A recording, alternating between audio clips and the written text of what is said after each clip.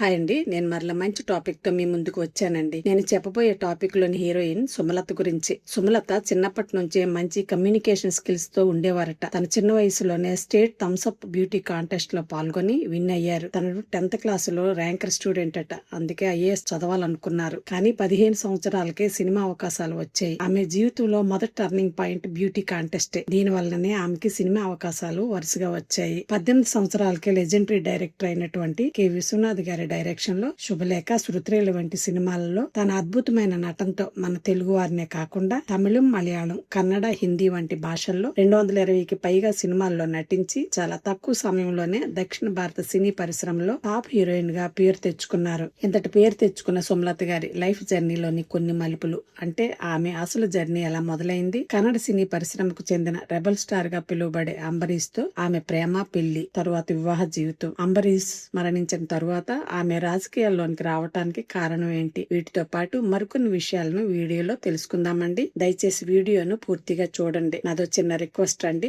కొత్తగా స్టార్ట్ చేసిన నా ఛానల్ ని సబ్స్క్రైబ్ చేసుకుని నాకు సపోర్ట్ చేయమని కోరుతున్నానండి. ఇక టాపిక్ లోకి వెళ్తే, సుమలత 1963 ఆగస్టు 27న చెన్నైలో జన్మించారు. తండ్రి మదన్ మోహన్, తల్లి రూపామోహన్. వీళ్ళు గుంటూరుకు చెందిన వాళ్లే. సుమలత గుంటూరులోనే పెరిగి సెయింట్ జోసెఫ్ కాన్వెంట్ లోనే 10th క్లాస్ వరకు చదువుకున్నారు. చిన్న వయసులోనే బ్యూటీ కాంటెస్ట్ లో పాల్గొని విన్ అవటం వలన ఆమెకు వరుసగా సినిమా అవకాశాలు వచ్చాయి. సుమలతకు ఫస్ట్ అవకాశం వచ్చింది తమిళ పరిశ్రమలోనే. 1979లో తమిళ సినిమా తిసై మారియా సినిమాతో ఆమె సినీ కెరీర్ స్టార్ట్ అయింది. కృష్ణ గారి హీరోగా సుమలత తెలుగు తెరకు పరిచయం అయ్యారు. స్టార్టింగ్ డేస్ లో సుమలత రెమ్యూనరేషన్ 1000 రూపాయలు. ముఖ్యంగా లెజెండరీ డైరెక్టర్ కె విశ్వనాథ్ గారి డైరెక్షన్ లో వచ్చిన శుభలేఖ, శృతిలయలు, స్వయం కృషి, జనని జన్మభూమి సినిమాలు సుమలత కెరీర్ ని మలుపు తిప్పాయని చెప్పవచ్చును. తెలుగులో చిరంజీవితో శుభలేఖ, ఖైదీ, స్వయం కృషి, రాజశేఖర్ తో శృతిలయలు. ఈ సినిమాకి నంది అవార్డు కూడా వచ్చింది. బాలకృష్ణతో జనని జన్మభూమి, రాజేంద్ర ప్రసాద్ తో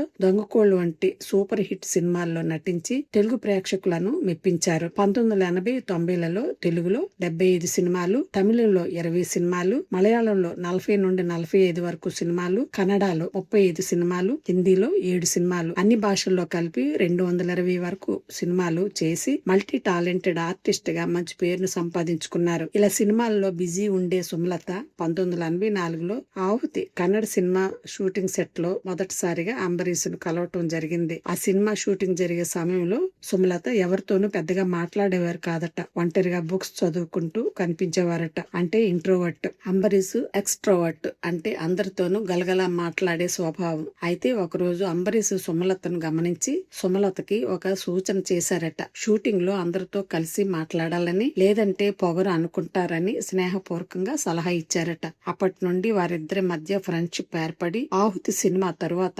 1987లో న్యూఢిల్లీ సినిమా షూటింగ్ లో వారిద్దరి మధ్య ఫ్రెండ్షిప్ కాస్త ప్రేమగా మారి 1989లో అంబరీష్ సుమలతకి ప్రపోజ్ చేశారట. అయితే ఈ విషయం ఎవరికి తెలియదట. కానీ సుమలత క్లోజ్ ఫ్రెండ్ సుహాసిని, వీరిద్దరూ ఒక సినిమా కలిసి చేస్తున్నారట. అందులో సుహాసిని డాక్టర్. సుమలత ప్రెగ్నెన్సీతో హాస్పిటల్లో డెలివరీ కోసం వచ్చిన సీన్ లో ఒక ఇన్సిడెంట్ జరిగిందని సుమలత ఒక ఇంటర్వ్యూలో చెప్పడం జరిగింది. అదేంటంటే, సుహాసిని సుమలతను స్ట్రక్చర్ మీద ఆపరేషన్ రూమ్ లోకి తీసుకువెళ్తున్న సందర్భంలో నీకో రహస్యం చెప్పాలని చెప్తూ నేను అంబరీష్ పెళ్లి చేసుకోబోతున్నాం అని అన్నారట. అంతే, తీసుకువెళ్తున్న స్ట్రక్చర్ ని సుహాసిని సడన్ గా వదిలేశారట.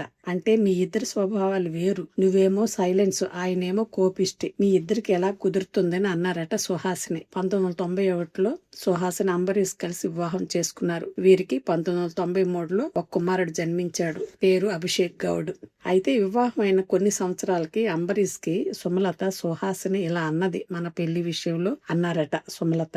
ఒకరోజు సుహాసిని సుమలత ఇంటికి వచ్చినప్పుడు అంబరీష్ అడిగారట, ఏ అమ్మా, నీకు నేను ఏం చేశానమ్మా, నా మీద సుమలతకి ఇలా చెప్పావట అని. అయితే సుమలత, ఆ విషయం నేను మర్చిపోయానన్నారట. అంబరీష్ కన్నడ సూపర్ స్టారే కాకుండా రాజకీయ నాయకుడు కూడా. కర్ణాటకలోని మాండ్య నియోజకవర్గం నుంచి 3 సార్లు లోక్సభకి పోటీ చేసి ఎంపీగా గెలిచారు. 2006 నుంచి 2009 వరకు మన్మోహన్ సింగ్ ప్రధానమంత్రి హయాంలో సమాచార ప్రసారాల మంత్రిగా కూడా ఆయన పనిచేశారు. అయితే 2014లో అంబరీష్ యొక్క ఆరోగ్యం బాగోలేకపోవటం వలన సింగపూర్ లోని మౌంట్ ఎలిజబెత్ హాస్పిటల్లో ట్రీట్మెంట్ తీసుకున్నారు. కొన్నాళ్ళు బాగున్నారు. కానీ 2018లో గుండెపోటుతో అంబరీష్ మరణించటం జరిగింది. ఆయన మరణం వలన సుమలత జీవితం మలుపు తిరిగింది. ఎందుకంటే తన భర్త మరణించిన తర్వాత అభిమానుల కోరిక కోరిక మేరకు ఆమె రాజకీయాల్లోనికి తప్పనిసరి పరిస్థితుల్లో రావాల్సి వచ్చింది. అంబరీష్ మాండి నియోజకవర్గం నుంచి 3 సార్లు ఎంపీగా గెలిచిన బలమైన రాజకీయ వారసత్వం ఉంది. 2019లో మాండ్యం లోక్సభ సీటు కోసం సుమలత పోటీ చేయాలని నిర్ణయించుకున్నారు. కానీ అప్పటి జీడీఎస్ కూటమిలో సుమలతకి కాంగ్రెస్ టికెట్ ఇవ్వలేదు. దీంతో 2019లో స్వతంత్ర అభ్యర్థిగా మాండ్యం నుంచి ఆమె బరిలోకి దిగారు. కన్నడ సినీ ప్రముఖులు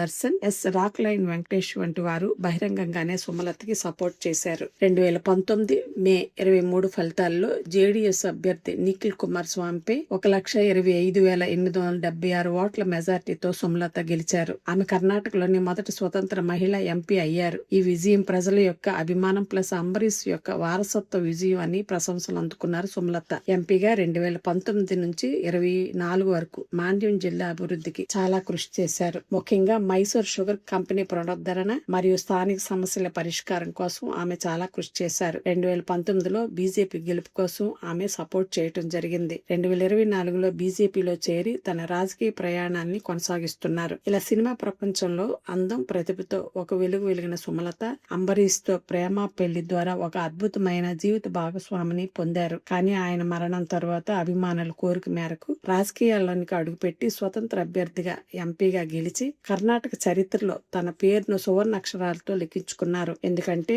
ఒక సినీ నటి మంచి భార్యగా, తల్లిగా, తరువాత రాజకీయ నాయకురాలుగా ఆమె ప్రయాణం అద్భుతమనే చెప్పాలి. జీవితంలో ఎన్ని ఆటుపోట్లు వచ్చినా ధైర్యంతో ముందుకు వెళితే సక్సెస్ ను సాధించవచ్చునని సుమలత నిరూపించారు. ముందు ఇంకా ఆమె మంచి కార్యక్రమాలు చేసి ఇంకా మంచి పేరును సంపాదించుకోవాలని మనందరం కోరుకుందామండి. ఈ వీడియో మీకు నచ్చినట్లయితే నా ఛానల్ ని సబ్స్క్రైబ్ చేసుకొని లైక్ చేసి మీ ఫ్యామిలీకి, ఫ్రెండ్స్ కి షేర్ చేయమని కోరుతున్నానండి. మరలా మంచి టాపిక్ తో మీ ముందుకు వస్తాను. అంతవరకు సెలవు.